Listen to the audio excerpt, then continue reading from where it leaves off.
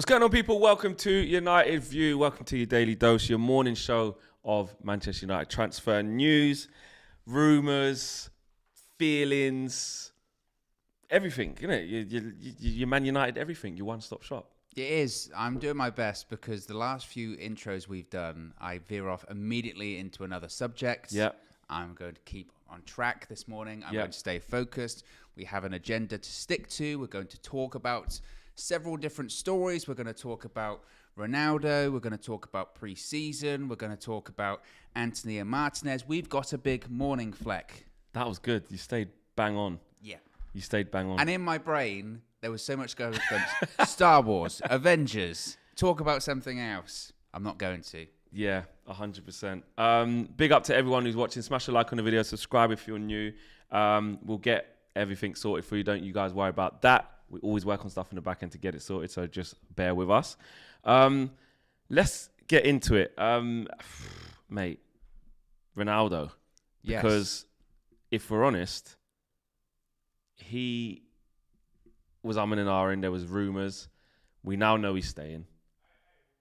But we're going to bring it back. I knew that would happen. We're going to, we're going to be back in 2 seconds.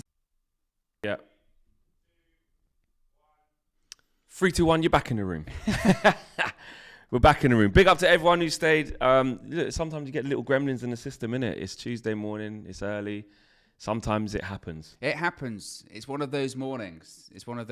These things happen, but there is still plenty to get to, Flex. There is. So let's just get straight into it, because when it starts off like this, you can't dwell on it. You've got to keep it moving. Smash a like on the video. Subscribe to the channel if you're not new. Manchester United and Ronaldo. Talk to us. Yes, Samuel Lucas from the Manchester Evening News has said that Erik ten Hag sees Cristiano Ronaldo as a certain starter. Why wouldn't he?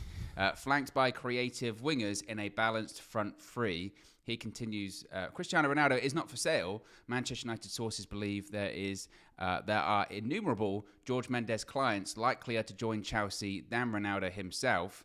So that's basically, I guess, his plan when it pertains to Ronaldo. He also said a little bit about having Ronaldo as the central nine, with flanked by creative wingers, mentioning that's why he prefers Antony, and also that Marcus Rashford will be trialled as a central striker throughout the pre-season window.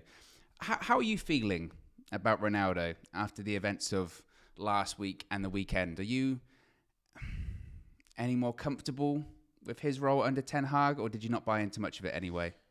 I felt a little bit prickly. I can't lie. Mm-hmm. The first time it happened, I was like, no, not at all. He ain't going anywhere. Then you started getting some actually quite reputable people saying, actually, I feel like he's going to go. Something's going to happen here. Then it's like, it's a flexing muscles thing. You know, you go through that period of it's just Mendes just talking about his players. And then you get Bayern Munich definitely did get offered, but they said no. I think there was something there. I do. I just think... From Ronaldo or from Mendes? Well... Because that's kind of the Ronaldo's key point, isn't it? I'm not naive enough to say Mendes... People don't undermine Ronaldo, do they, in his career? Like, you know, you had like a Pogba-Raiola situation where Pogba would never say anything and you're not sure, but no agent, especially at that level, acts out of turn, do they? I don't think it would have been a surprise to Ronaldo. I don't think Ronaldo picked up the phone and went, George, what was you? I've seen on the news, someone said that you took to Bayern trying to sound out and had a little meeting with Chelsea. What's going on? You don't bring up Ronaldo's name without his approval. He's too powerful in the game. What about Cristiano? What? Do you know what I'm saying? So I think there was something in it, but I also feel like it's a way of trying to give the board and the people making decisions a bit of a kick up the arse. In terms of Ten Hag, I've always been comfortable that he wants him. I've always been comfortable that he wants him to be an integral part. And I've always been comfortable that actually, although we need him to have help, he's always going to be the starter this season. I've always been comfortable with that. And then when you see the type of support we're trying to get him now in a version of Antony and not a recognised number 9, because let's face it, we wanted Darwin Núñez. When we realised the price was not going to work for us, quite rightly, we were out of it. Yeah. And then the quality of striker out there now and the other positions we have to fill with Martial back and Rashford hopefully doing something as a footballer, which we'll talk about. they're like, okay, cool, let's focus on other positions and come back to it. So, in a nutshell, my Ronaldo thing, I started off very, very calm and saying, Ronaldo leaving, whatever. Yeah, I saw you did a tweet saying, of course he's not leaving. And I thought, this could age very quickly. Yeah, then I logged out the next day. Then I was like, right, I'm logging out. I'm going for some hot water in cookies and hot water. And then I came back the next day and then it'd been quashed. So I think there was something, but I think it's gone now. Yeah. And he's going to be very important for us. I think it's pretty clear. Ronaldo's going to stay, isn't he? Ronaldo's going to stay. What happens after this season is really interesting when it comes to him, because obviously his contract expires. I think we do have an option for an extra year. That's the interesting point. But could you imagine? I was thinking this of all of this Ronaldo stuff when it was happening. Could you imagine a summer whereby there's a lot of scrutiny anyway, and there's a lot of discussion about the pace of the business or lack thereof? On top of that, we don't get a striker and we got rid of Ronaldo. No. There's protests and there's protests. Yeah, at what point do you go, this is just getting illogical now? Because that is really cannibalizing any kind of quality you have in that squad. That doesn't make a lot of sense to me. And I think whether or not Ronaldo is happy is another discussion point. I don't think he's completely happy. And I don't blame him for being happy. Frankly, he looks around and looks at some of the players. He looks at some of the facilities. He looks at the league table last season. He looks at the competitions he's in this season. Europa League, and he goes, I am better than this. And that's not an arrogant statement by himself. That's just fact. He is better than this. But he's almost stuck, isn't he? Because he loves the club. Yeah. And also there aren't a lot of takers. I mean, the business isn't there for his move to be done this summer. No. So he's just got to hope that something happens positively with United this season. The new manager spurs us on. We do get a couple of players in, which we will when, hopefully one by the end of the week. But he's just, I understand his frustration. I can't sit here and say that there's still I don't think it will happen, but there's still a little bit of me that's like, just remember how we cleared out that locker at Juve. You can change it any moment. And at what time? He signed for us in August? That's what I mean. And he cleared his locker out. Pre-season was done. I think he'd done pre-season with Juventus. He could get back from tour and just be like, I'm not doing that again. Do you know what I mean? So I'm not trying to worry anyone or put false rumours out there. This is just my opinion that me personally, I remember how quick he came to Man United. And I would like to think that because of his relationship with the club, it's a bit different. Yeah. He definitely does love Manchester United. Yeah. But because he is still Cristiano Ronaldo and is still a very powerful player, at any moment, if he says, do you know what? I waited till August or whatever, because when does the transfer window close? September 2nd? 2nd or 1st, yeah. So it's now August. Well, maybe, I don't think once he started the season he'll do it. I doubt that. But he was, I believe. Did he play one? Oh, he came off the bench in one game. I think he was named on the.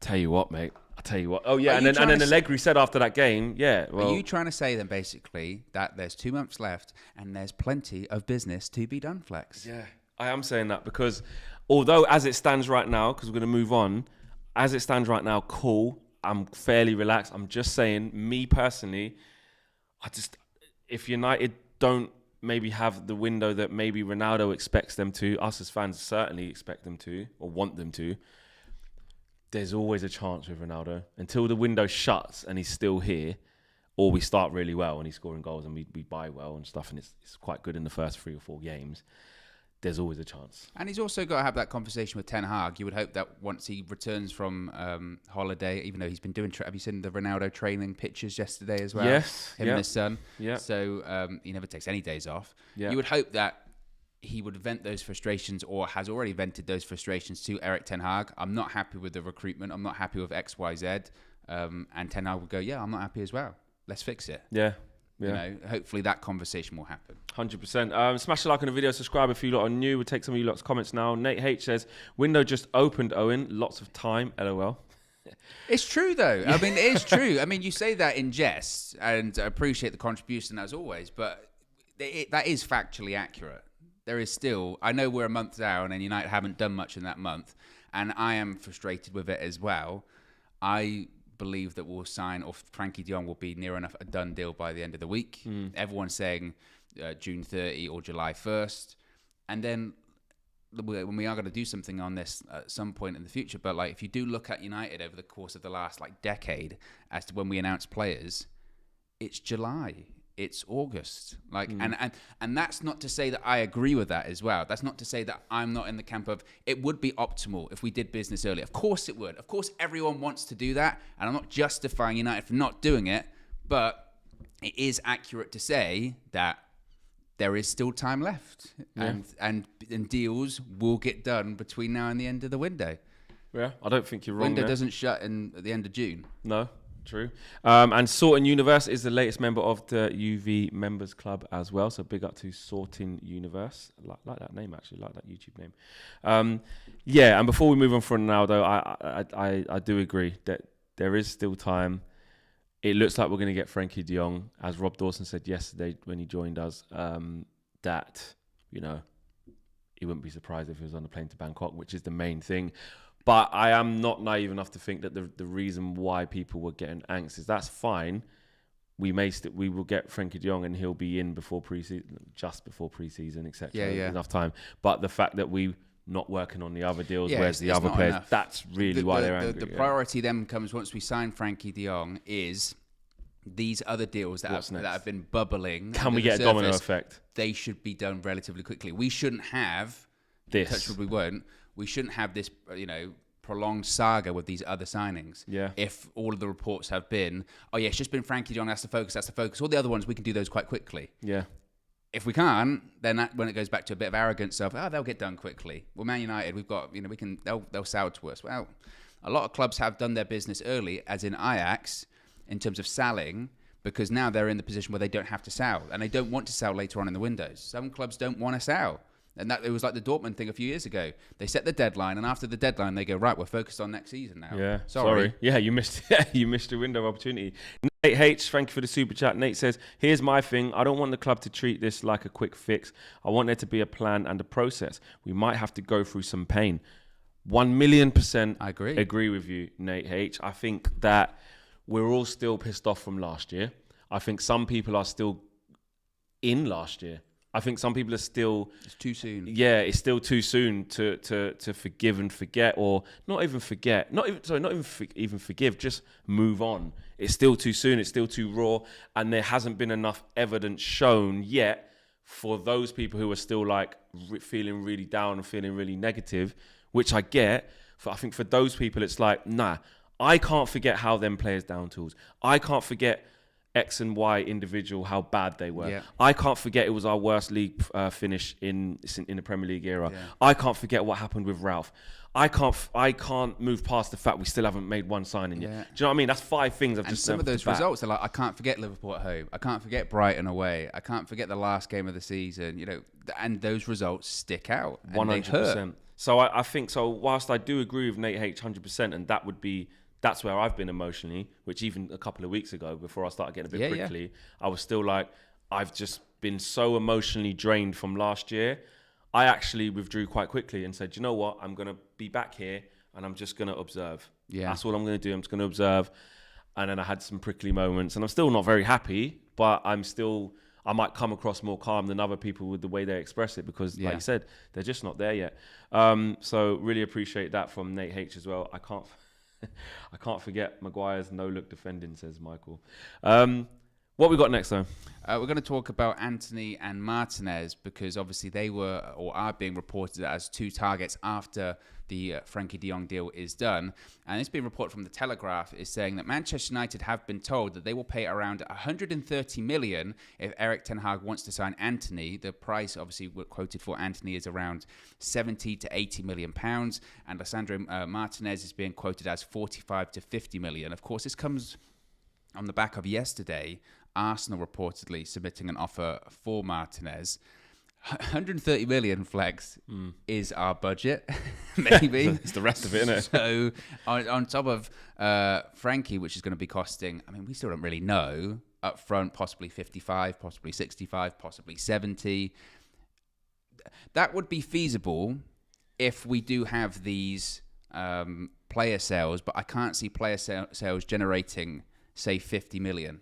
No. Because if you want to get these 3 players, Antony, Martinez, de Jong, That's basically 200 million is what you're saying as a spend this summer. And the budget, I think Rob Dawson said it yesterday, what was 150 million net? Yeah. So something's got to give there. If you were going to prioritize Antony over Martinez, which direction would you go in? Mate, it's a hard one. I asked the tough questions early in the morning. Yeah, you do. Because we are going to have to we can't get both. No. I would be staggered and amazed if we got both of those. And if Ajax sold those two players, 130 million quid, they'd be laughing. I did see something which does worry me about Manchester United trying to or intend on trying to get Ajax to lower the price on one or two of them. Once we start entering into that, when they've already said what their price is, considering they don't have to sell, you know what lane we're going down, and that's long drawn out saga, only to have to pay what they said at the start. Which after this De Jong thing, I'm 1,000,000% with everyone on this. We cannot afford to mess about. After fine, that's the number one target. Erik ten Hag needed De Jong. That's your saga. Whatever. Tick. That's just, you've done your little saga. Now get us players quick and efficiently. And if the team is not up for selling them or that price and we can't compete for that price, I'm not even getting angry at that. Just say, cool, laters, no worries. Yeah. We can't do it. Back to your question though. Yeah, answer the question. It's difficult, man. I want to veer more towards a defender because, and the only reason I say that, and it's hypotheticals, because, you know, we'll talk about Rashford in a little bit if the stream doesn't get shut down, because, you know, God forbid if you put a bit of positivity about Rashford. Don't say Marcus. Yeah, the M word. Yeah. But if Rashford can just be a football player again, yeah, and show something. And say I think we might have to keep Martial. We might have to actually make sure he stays. How crazy is that? Because if we don't go and buy a striker, you know, there's talks. I think we would buy a striker if we sold Martial. Problem is, we can't sell Martial. Exactly. Because who's no going to one come wants in? him. So and what worries me about the centre back situation is that I really worry about Harry Maguire. As much as I love Varane, I'm not going to be naive to say I'm not worried about him. You know, of the inevitable breakdown in fitness. We need a reliable top centre half. Now, is Lisandro Martinez definitely the guy? Do I love Lisandro Martinez? I think he's okay. I think he's good, yeah. If we got him, I'd be like, cool. But it's more because Ten Hag wants him. And do I think he's like, he'll come in and sort everything out of the back? He's fantastic. I think under Ten Hag he could be, but he's not like my guy. Like, do you know what I mean? But which one would you prefer, Flex? I'm going to change it. I'm going to change it back. I was thinking he's going. I'm going to change it back. Martinez, well, I don't know if he's the guy. I'm a Martinez guy. Antony, well, you're going to go. And I'm thinking he still has not said. We need both. It's just as bad, Owen. I would say, do you want to give me my opinion? Yeah. I would say if you said to me which one do we need more, for me it would be Martinez. I'm uncomfortable. I like Antony, but I'm uncomfortable with a 70 million price tag or an 80 million price tag. Considering, by the way, we're going to be spending that amount of money for Frankie de Jong. Yeah. And he's meant to be the linchpin, the most important player. Are you telling me then that Antony is going to be like the second most important player in that side? In our side? Yeah. No.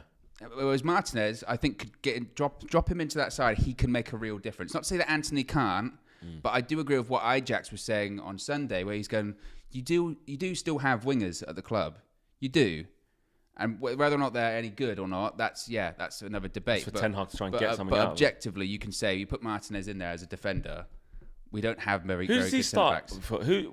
What do you think Ten Hag thinks of the centre-backs?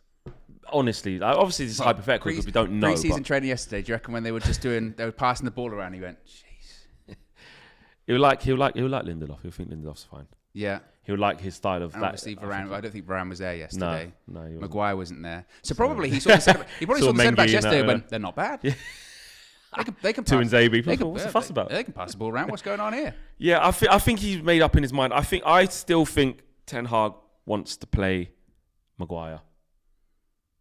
I do. That's his sort of challenge he set himself. Yeah, this season. I know about the captaincy thing, and I don't agree with this. I just got a feeling that Ten Hag sees Maguire as he's reliable. He's always fit and ready to go. That's probably his best attribute. but I think he sees that as a challenge, and then if he can, he'll bring in his Martinez or his guy. But I think Ten Hag's priority is to get Antony. You think so? I think it's to get from forward. That initial report earlier on saying Ronaldo, creative wingers in a balanced front three. Yeah, because I think the Telegraph was saying, or was it the Times? Couldn't remember. It was one of those two. I think it's Paul Hurst was saying that like the centre back is the third priority after Frankie de Jong, which what we're hearing. It's all eyes on Antony. Like they want to get another forward. When in reality, I'm not seeing enough right back talk. No, I'm really I'm more worried. I know this might sound crazy. I'm more worried about right back than a lot of people are. What does that balance front three? What does that look like? That with looks. Ronaldo. What Ronaldo, if Antony comes? Yeah, Ronaldo. Yeah. Antony. Yeah. Sancho. And then Sancho. And are you happy with that balance? I would be. I would be. I think that's good. I think Antony's very proper versatile, proper direct. Rashford and Martial to come in. Yeah, that's that. If you say it like that, forget. It's hard because you can't forget. On paper. Yeah, because we did on paper going into last season thinking we was going to get a title challenge. You know what I mean? Forget paper. But I get it. In the context of what we're talking about now, that's a lot of options. There are options. With a fresh start. Is it because it is a fresh start? Plus Alanga. Plus Garnacho. Plus my son. Plus Garnacho. Plus Hannibal knocking about. Do you know what I mean? So that would be stacked in the forward area. Like without a recognised straight up number 9, which would probably be Martial's the next in line. But we're hearing rumours about Rashford going there, which we'll talk about in a bit. Let me get some super chats up. Gemini77 says, try to join pounds out of my account and no membership, lads. Try to join. Oh, what? So did you say you... Well, I'll look into that. Are you saying that you tried to join, you have joined, but it hasn't worked? I'll have to look into that. I'm going to note that down. Yeah. Gemini77. Apologies there. We'll see what's happened there. Because you can join the United View Members Club. Somebody did earlier on. Yes. The link is in the pinned comment. Yeah, the pinned comment. So there shouldn't be any issues if you do want to join. So, yeah, apologies if there's a problem there, Gemini. I'll look into that for you. And Blue Abadi Abadai says, this one is all for the Lindy haters. Top 5 centre-back in the Premier League. Get at me. He loves Lindelof. He's a big fan. He's a big fan. They actually love him. Shalil says, we move like sloths. We need to move like Flash. And I know what he means by that. What does he mean by that? He means move like the Flash. Yeah. Who's super fast. Yeah. Who is the Flash? What's his real name? I have no idea. I thought you were going to guess. I was going to say Gordon. And you just completely gave... No, I don't have any idea. The Flash... Your face... You went... I have no idea. I can't even be bothered to come up with one.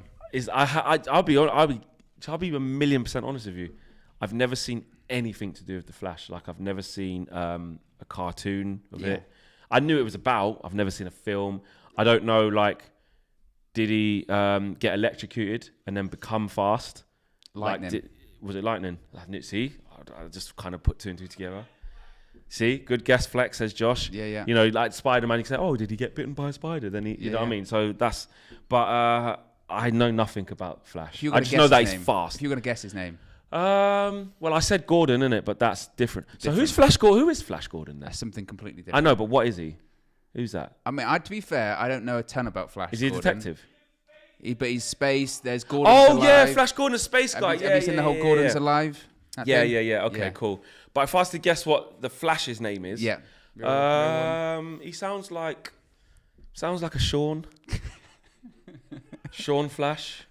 Well, if his last name was Flash, that might be a bit of a giveaway as to when they're going, that's the Flash. You'd be like, hey, mate, Sean, that's your last name. Isn't that interesting? What do you mean? Because his name's the Flash, yeah? Yeah. If his real name was Sean Flash, yeah, wouldn't that be a giveaway? Oh, so what do you mean? So his name can't be Sean? Well, his name isn't Sean. Oh. Mark? No. We could go so long with this. Mark Flash? No, his last name is not Flash. We're removing that. Oh, right, yeah. Oh, yeah, he's just known as the Flash. Yeah. Like Bruce Wayne's not called like Bruce Batman. Yeah, because, again, that would be a giveaway. Oh, right, okay. Then his name's probably like, I don't know, Stephen Davis. That's not his name. No, it's not. I was thinking... Anyway, Lil Yo-Yo says that we could have 3 players named Antony. We could. Yeah, imagine that. Yeah, didn't think about that. Big up DJ. DJ says, do you guys reckon Ajax will play ball with us regarding Antony? His valuation is around 80 million euros. Do you think that they will be difficult to break down. I do think they'll be very difficult to break down. And that's basically what I was saying to you a second ago, which is if we ask once and they say, no, we're not going to move, I think don't try and call the bluff. Unless, if Antony does start making up too much noise, then we would need Antony to give Ajax a genuine problem. I know they could say, don't care, mate, you're staying, but we need him to not force for a move, but be saying like, no, guys, I actually do want to go. Like, don't price me out of moving. We need to on-strike Antony. Is that what you're saying? No, I'm not saying that. I didn't say go on strike. I didn't say be unprofessional either. I said we need him to have conversations with the club to say, can you please at least listen and stop pricing me out? I'm still at training every day. I've played in the pre-season game. I'm going to be the utmost professional. Yeah. And they'll say to him what the Ajax guy said to us on Sunday. Yeah. 3 years left on your contract. Yeah. Fine. If they keep saying no, that's fine. But we need him to keep pushing so that they may think, oh, bloody hell, he's a pain in the arse. Keep knocking. I told you last week. Oh, all right. We need to, you know what I mean? You're equating a transfer move to Manchester United as in to go out and play all your mates. What do you mean? You asked me last week. Yeah. Go on then. Go out. Yeah. You're meant to be doing your homework, but go. Yeah. That's what I was thinking. That's how it works. Nate H says, can't wait for Maguire to post his highlights again. And day 2 flex, did you look into Kim Min Jae? Says the real Ronaldo. I haven't. I think you're just going to keep asking me that every day. I saw that he plays for, is it Fenerbahce? Yeah. I haven't seen him. I haven't. Maybe we'll get KG to do a comp on him. Yeah. Maybe. Right, what we got next? We got next our second goalkeeper search for Manchester United, because Manchester United have ended their pursuit of Daniel Backman. They did not back man. No, but they backed down instead. As they were unwilling to meet Watford's demands. This comes from the Daily Mail. So no Backman. I mean, what do you think? What do you think about this whole keeper thing? Honestly, like, I don't really care. Like, what, you don't care at all? Well, no. Look, obviously, we'd probably need a third choice goalkeeper, but again, do we? I mean, I agree with what people are saying. Tom Heaton as the number 2 does not fill you with confidence. David De Gea is one of his good aspects is that he doesn't miss games. I understand the concern. We were talking about this before we went live. The idea of what happens if De Gea does get injured for 6 weeks? Are you comfortable with having Heaton in the sticks for that period of time? I was not thrilled with Backman anyway, but I mean, what options are really out there? I suppose. Yeah, you got to go and I mean, for a second choice keeper. Look, I think we've been quite blessed in recent years because Sergio Romero is one of the best he was really good. you could get. Dean Henderson as a second choice keeper is really good.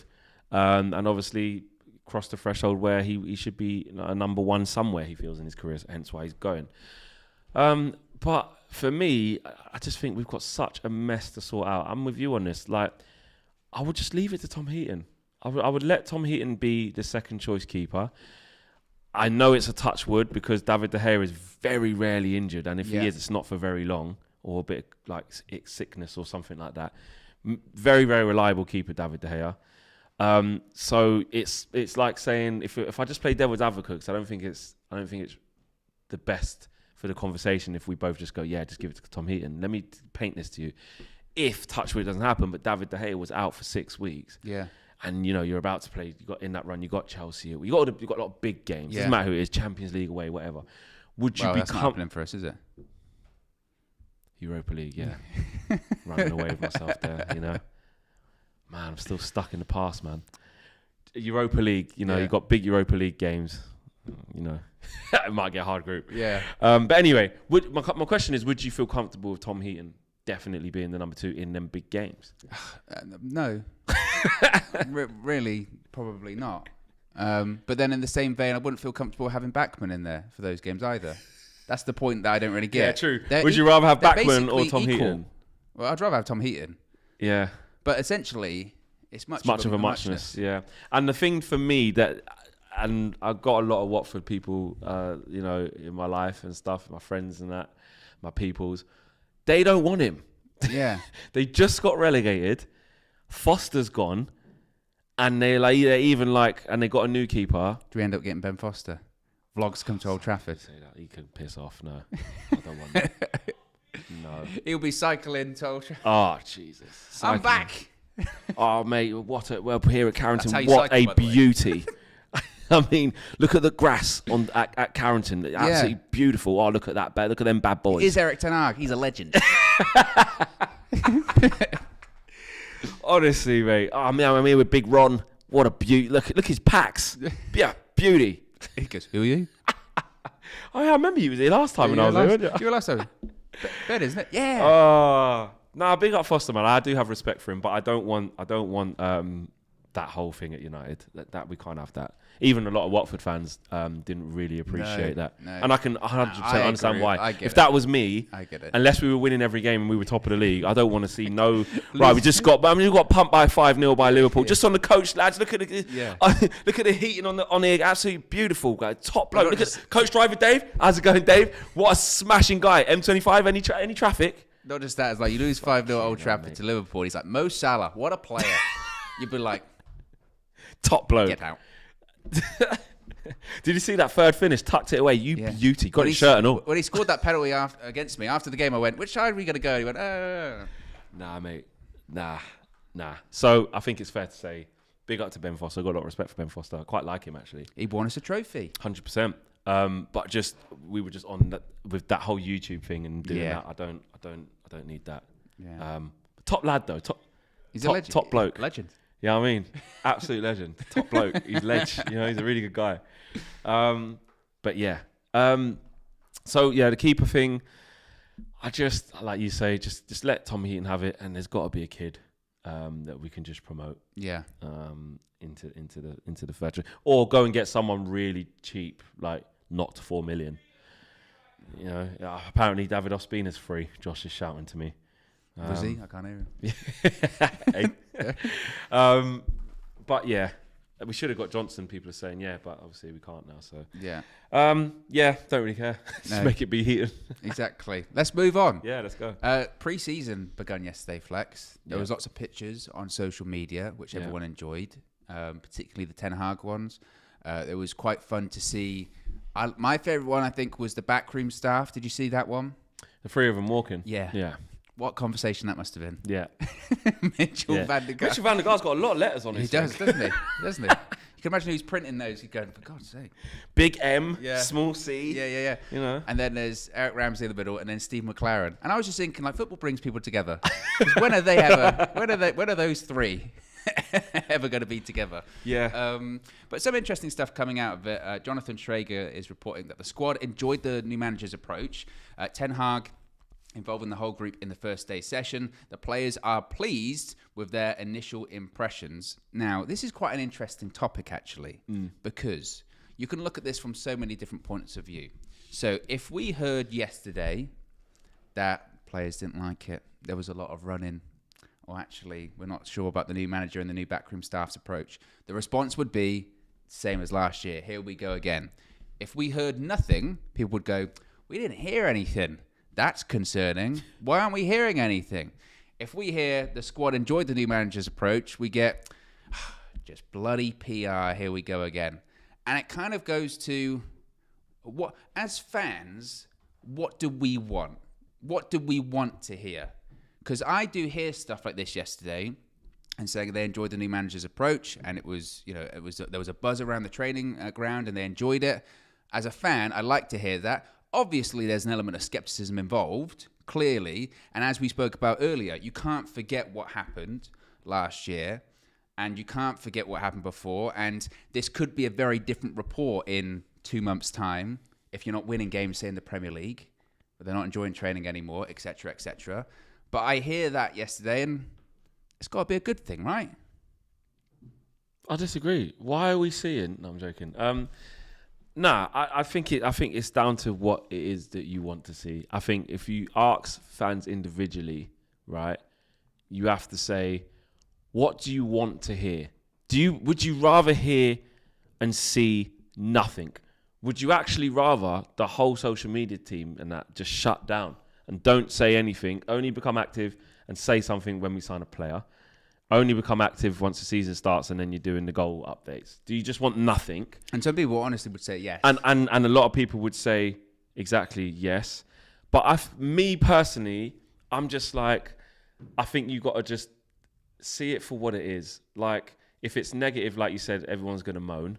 You know what? If after last season we were hearing that the players said that training was too rigorous, or it was too intense, they thought Ten Hag was too strict, we'd all run to Twitter and say, same old players, this, that, and the other. Da, da, da, da. And I said at the end of last season, when Ten Hag was really, really early, had only just been appointed, he's going to have to work with a lot of these players next year. Mm-hmm. I know Ralph said that up to 10 players and stuff, and in a different setup and stuff. Yeah, maybe Ralph stayed and we started getting loads of cheap players and put 10 out and 10 in. But that was always going to be very, very unrealistic. But I think, again, it goes back to where you are at emotionally and how emotionally scarred you are from last year. Have you got it in you? Have you got it in you to move on from it and say, a lot of these players are still here? Ten Hag has to encourage them. Ten Hag has to get something out of them. And actually, like I was saying yesterday, that because we feel down about transfers, we're forgetting we've got a good manager here. KG was in the chat right at the start saying, I'm actually really excited about the new manager. And he was saying it the other day as well. Away from how he's been feeling with everything, I actually agree with him though. There needs to be a bit where we park that. And this isn't being blindly optimistic. I'm not saying, see, Ten Hag's here, they're smiling. Yeah. What's everyone worried about? We're going to be fine. It's not saying that. It's saying, just because they've reported that the players have walked in with a smile, don't try to, in my opinion, I find it difficult to say, just be in the negative form. Like, I put a tweet out yesterday about Rashford, yeah? I saw. Oh my God. Like, I honestly... Because I'm a positive person, innit? Yeah. So even if I'm feeling pissed off, you lot see when I crack. You lot see when I get angry and moody. You've seen all my different moods. But by and large, I'm quite a happy person. If I feel like I've been like too negative and too down for a while, I'm like, I just need to lighten the mood a little bit. Yeah. So I was just like, I've been seeing that Rashford's hair is just everywhere right now. He's just cut it off. He's just gone back to basic. I was like, yeah, man, he just needs that comeback. Like, I remember when AJ was coming back for the Ruiz Part 2 fight. After he lost him, he just didn't get a trim. He just said, no, I'm in the trenches. I was like, yeah, Rashford needs that sort of turnaround. I.e., AJ did that, found himself and smashed up Ruiz. I'm basically saying... Wow. Smash up. Won on points, did a professional job. Yeah. did a professional job, got his belts back. Exactly, yes. I would be more than happy. It's almost like people don't want Rashford to do that. Like, okay, Rashford was awful last season. I've said it millions of times. It was a disgrace last season. I don't want Marcus Rashford to fail again. Like, God help us if. Let's hope Rashford don't score 4 or 5 goals early on. Then, well, do we not want the kid to? And people was like, you're gassing him up. He's crap. I'm just saying, it'd be nice if he can have a comeback. Like, do we not want him to do well? I don't get that. That's not me being a Rashford sympathiser and sticking up for him because trying to say he's something he's not. I'm not saying Rashford's going to be amazing next year. He needs to be, or he can get gone. Like, this is now or never for Rashford. Remember, we said yesterday's title could have been for Rashford. Yeah. But what I saw yesterday was like, as soon as you mention Rashford in even a little bit of positivity, or it isn't to slate him, it's like there's this barrage of like negativity, like the pictures, like looking forward to Ten Hag trying to improve anyone. And I feel like that must be quite tiresome. Flex, where is the same energy for Tony? I've said Tio as well. If there's no, I think it was different with Martial because he wants to leave. Yeah. If he wants to leave, fair enough, because he wanted to leave last year, wasn't getting game time, wanted to go to Sevilla, it didn't work out. He's come back. If he has a chat with Eric Ten Hag and says, do you know what? I quite like these first few training sessions. Ten Hag goes, listen, I'm telling you now, stay out. Trust me. I got you. I can get you going. Great. Like, we want these. I want McTominay to turn it around and be amazing. Yeah. I want Maguire to. I want to be proved wrong on the players that I think are not very good. But me personally, I just find it difficult to just keep on saying the same thing. Like, last year was last year.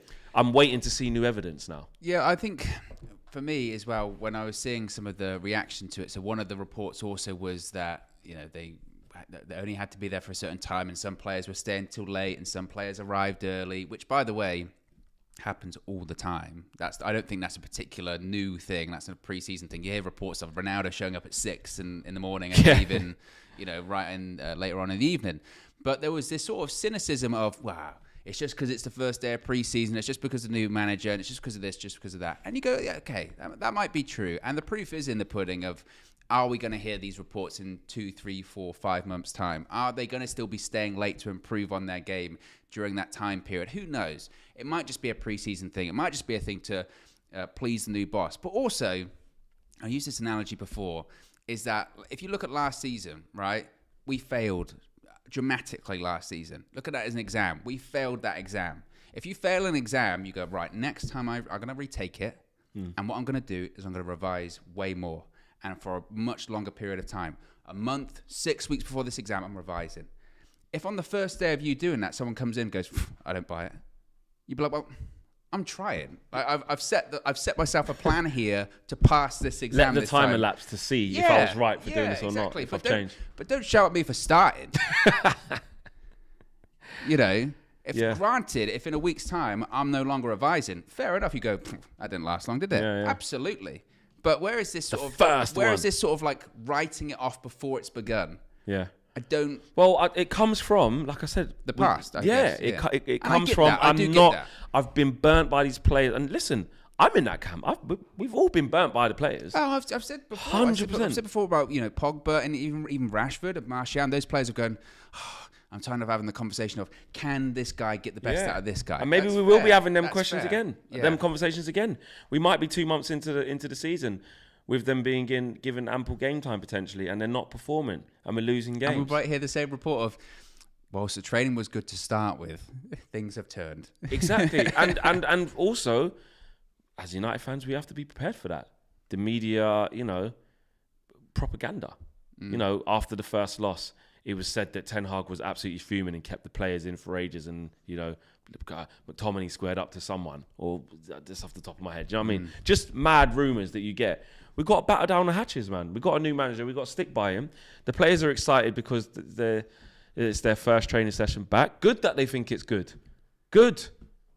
Yeah. Me personally, I want to hear that. And you could argue, let's be honest, I mean, no disrespect to Ollie or Ralph in terms of coaching, cutting edge coaching. You could argue Ten Hag's a better on the training pitch coach than both of those guys, and they're thinking, great. Yeah, we've got a sort of I say modern. It's funny if people describe Ten Hag as a modern coach because he's actually like the same age as. Yeah, but you know what I mean. Yeah.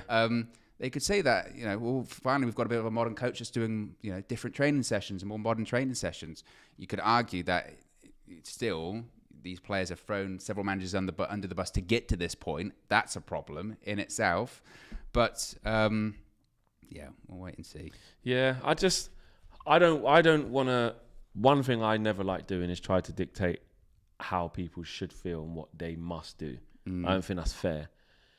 I just encourage people to maybe look at things like on both sides. If you do feel one side, whether it's positive or negative, like if you're really, really positive, maybe look at this though. Don't you might get burnt. I get that. And if you're really, really negative, I just think there's always a middle ground. And I'm not saying everyone should be on a fence. I'm just saying, and that's why I'm off the fence on this particular thing. Yeah. Because I'm like, okay, Rashford was really, really poor last season, but are we then saying that we don't want him to turn it round? Because it feels like as soon as you mention him, it's like, make sure you don't get your hopes up because he's crap. And like, if you mention him to try and lighten the mood, like someone on Twitter, I didn't have a back and forth with. I just couldn't believe what I was seeing. I was like, all I said was, I hope he keeps that trim and makes a comeback. And it felt like the people in the comments of that tweet probably don't want him to make a comeback because he's crap, so he can't. And like, he's going to be our player. He's not going anywhere. Rashford, like you said, yeah, exactly. Rashford isn't going anywhere this season. Yeah, got to get behind him. 100%. If his form is like it was last season, then absolutely you would say get rid. Layers. I would have even said it this season. If he plays that bad for the entirety of this season, it would get worse, let's face it. 100%. And I even said, if Man United, I said anyone could get it during the transfer window. Yeah. If Man United wanted to sell Rashford because Eric Ten Hag saw that and said, nah, mate, I'm bringing in Antony. And he's going to be a main guy. Antony could still come, and Rashford's on the bench most of the time, and he's still bit part. Yeah. Cool. I'm not saying everyone needs to respect Rashford. You know, do you understand? He needs to be this. He's going to prove you. I'm not doing that. I'm just saying, and it isn't. And actually, this is just away from Rashford. It's not just Rashford.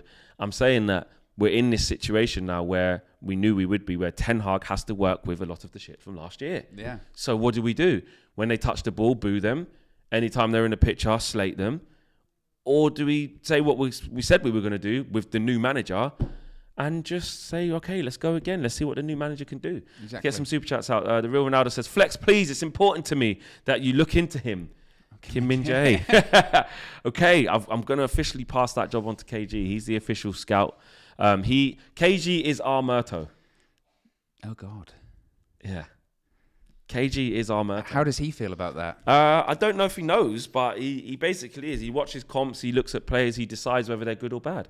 That essentially is part of Murto's job. I've got something to say about KG actually as well. And this kind of, it does lead into the next topic, and we'll get to the super chats in a second. But basically, yesterday, I think Romano did something saying about De Jong, saying that there had been, developments and it was closer and blah, blah, blah. And I think KG, and I'm paraphrasing here, said something like, oh, this is good, or this is what I want to hit, something like that. Right. Someone responded to him saying, you didn't even want him. And he responded to that and said, fake news. I did want him, but then it was taking too long, and then I didn't want him, but now I want him again. And then he posted a gif of a flip-flop. And I said, and I was thinking, so what you're saying there is, no, I didn't flip, I flip-flopped, basically, is what he's saying there. Like, there's any difference in what he's saying. What's the difference of what he's saying there? There's none. What do you mean? What's the difference? Like, what he said he didn't want him. So the guy says to him, "You didn't even want him." He goes, "No, fake news. I did want him. Then I didn't want him. Now I want him again." So you what you're saying? That's way better. Basically, the guy's accusing him of going, "You didn't want him. Now you want him." Yeah. And he goes, "No, I did. I wanted him. Now I didn't want him, and I want him." What's you still? So you're going? I didn't flip. I flip flopped. There's no difference. Do you know what I find funny? How much that's pissed you off seeing KG, seeing KG write that. I can imagine you looking at your screen going, but that doesn't make sense. Why are you saying that? Why? There's no difference. I'm surprised you didn't ring him. And then you say that to him, you go, well, vibes. Because that's not an excuse. That's not an out. Or, like I say, in true Love Island fashion, is he just true to himself? He says what he is. At the beginning of when you get to know him, he says, listen, with me, you will get this. And he is massively consistent with what he says he's going to be. Yeah. He's inconsistent within it, but that gives him consistency. I don't criticize him for being himself. And I've known KG long enough at this point to know who he is and what he's like. I've said spaghetti analysis. He just throws shit at the wall. Does it stick? Does it not stick? I'm going to stick with that. But my point being is that you can't just then get away with it and just go, wow, vibes. You can't, imagine... At what point does he get held accountable, is what you're saying? You can't commit a crime, can you? You're on the stand in the courtroom. They go, why did you do it? That's illegal. Oh, vibes. And they go, oh, sorry, did you say vibes? No, not guilty. KG, listen, bro. I mean, don't change, but... just expect this, innit? That's what I mean. The way he said, I don't even want it anymore in that moment, that was just beautiful because it was just off pure emotion, pure anger in that moment, which a lot of people felt, not just him. Yeah. I just don't want him anymore. It's taking too long. I could go through a whole host of people's tweets where they said, just walk away. Why are we begging this guy? He doesn't like us. We're embarrassing. And now it's getting to the point we're in the final stages. We're going to sign him. He said that tweet as if you went to hear that response of, no, I wanted him, then I didn't want him, now I want him again. Everyone's going to go, oh, okay. Forget. Yeah. Let me go. There's a couple of super chats here to go through. Where was it? Fab Sweden says, need a new number 2. And put the cycling bike there. Game Fanatic says, you never know what can happen. Remember Lloris's arm injury? Yeah, I do remember that. He was out for ages. That happened at Brighton, I think that did. I remember watching that game. The Real Ronaldo says... Oh, no, they said that one already, but they did have another super chat. Real Ronaldo says... You know what Rashford needs? He needs Kim Min-jae. I read that one already. This Kim and JP's never going to go. Sule says, I'm sorry, they ain't fooling me. I don't believe. As in the players. Yeah, and the stuff players like in that. pre-season. Yeah, because I do. I do get it. Them and it's trying fair. listen. The most Man United characteristic thing of that batch of players is Ten Hag comes in. It goes good for a couple of months. They're running about. They're putting a bit of energy. Then when it gets a bit tough, you know what I mean. And essentially, he will need to change that whole That squad. Liverpool game, basically, that third game of the season, you could see a loss, and then you could see the reports afterwards going, "It's not all rosy at Old Trafford." But it's also, not all could you rosy at see, Carrington." because it's the third game of the season, it's quite new, off the back of a couple of results, them just running around and actually trying and making it difficult where could get a draw, or if we do lose, it was tight or something. But I don't know. We saw those games last season, didn't we? Where it was like we would lose, and then you get the report afterwards going, "They don't like training." Yeah. Surely that can't happen. Honestly. Tabasol says, we can't renew Rashford, though. That's just stupid. No, I agree with that. Don't give him a new contract right now. Agree, yeah. 100% agree with that. That would be stupid. And the real Ronaldo says, not KG. I mean you, Flex. You need to see this gem. So he doesn't want me passing it on to KG as our official scout and reporter. I need to do it. So Wow. maybe I will. Maybe I will. I'm gonna have to go and have a look at Kim Min Jae now. See how good he is. You know what I mean? Maybe I'll do it. Maybe I'll do it now. Are you going to have a look now? Well, I now. will also then, whilst you're searching that, say that Dario Sports said that Frankie de Jong is already negotiating his salary with Manchester United, since there is almost an agreement between United and Barcelona. So as we said before, that we're in a situation now whereby it's almost like Frankie de Jong hadn't really had discussions maybe with United or salaries or contracts, personal terms, etc., because he wanted United and Barcelona to figure that all out, figure that fee out. Now it would appear that United and Barcelona are close to figuring out. Then we're now talking about salaries, we're now talking about contracts. And don't they always say that's the easiest part, or one of the easiest things to do is the personal terms? The hardest thing is to agree the fee. So again, it's more like we're in the end game kind of process. Sky Sports are also saying now in the last couple of seconds or so that Manchester United are close to agreeing a deal with Barcelona for midfielder Frankie de Jong. Sky Sports said that. Yes. Yeah. When Sky come to the forefront, I think we can say this is happening. This is done. It's Tuesday, actually. I said by Tuesday we will have fee agreed. Yeah. We haven't actually had There's those still time. words. Yeah, by the end of close of play today, I would like to say I was probably right on that one. It looks like a week later, it looks like we're pretty much there. I just want to talk quickly about Van der Beek. Yes. Where's he fit in for you, and how does he fit in? Well, it was being reported by Samuel Lutkes, actually, say Van der Beek, that he was actually the only senior midfielder available to Erik ten Hag yesterday. It was, I can't remember who were we having this discussion with. We were saying about, it might have been off camera. We were saying about how many games is he going to play? How important is he going to be to Erik ten Hag? Is he going to play the first game of the season? And the situation with Donny is this, isn't it? If he doesn't succeed at United this season, he will never succeed at Manchester United. Agreed. Which is a big statement to say, obviously, but the conditions are now completely optimal for him. He's got the manager who developed him at Ajax. He's probably going to have like his best friend coming in as well. One of his best friends, people he's very close with him, Frankie de Jong. Playing the system and style that he likes to play. It's got to work. It's got to work for him, because if it doesn't, then he's done at United. And a lot of people were talking about his Everton loan and why that didn't work out, or I didn't really see much that really filled me with confidence, but he got a couple of injuries, didn't he? He barely played. We said now or never yesterday. It literally is now or never for Donny, isn't it? It is now or never. I feel like the term now or never can go for a couple of players. If he doesn't succeed this year, it's got to be curtains. Especially because, and that's not writing him off. That's saying he's got all the environment he needs now. Like you just Labour Day, his mates come in, Ten Hag's come in.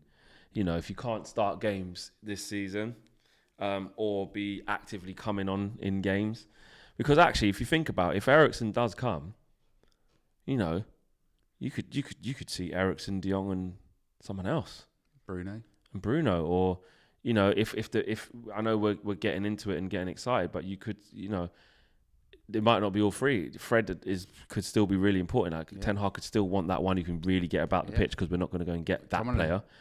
And McTominay. McTominay always... One thing about McTominay, he always impresses managers. Every manager likes him. Every manager likes him. Ollie, Ralph. So I think it will be the same with Ten Hag. It'll be really interesting if we actually get a new look midfield, in terms of, we very rarely see Fred and McTominay, do we, as a double pivot? Or, obviously Frankie de Jong's going to be the main starter, so one of them's out. Yeah. One of them's out straight away, because Frankie's going to play all the games. So out of Fred and McTominay, which one's going to miss out? And then if we get Eriksen, could Bruno play on the right or something? And then we just see this mad...